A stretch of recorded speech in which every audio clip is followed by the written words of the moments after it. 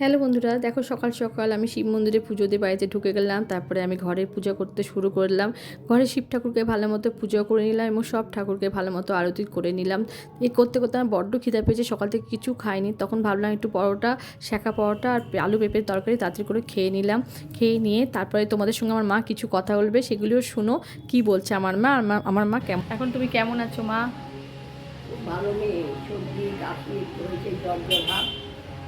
আর দুদিনের উপোস করেছি না, আজকে তো খেতে পাবো না কিছু। কিন্তু আজকে একটু খাও কিছু। না, আজকে সাবু গরম দুধ ডাল দিলাম, সাবু দুধ খেয়ে থাকবো। কালকে দেখা কিছু করবো। আমার ভিউয়ার্সদের কিছু বল।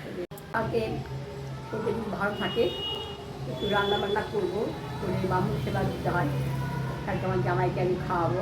আমার ইচ্ছা আছে, তোমার সবাই দেখো, ভালো লাগে দেখলে আমার। টাটা।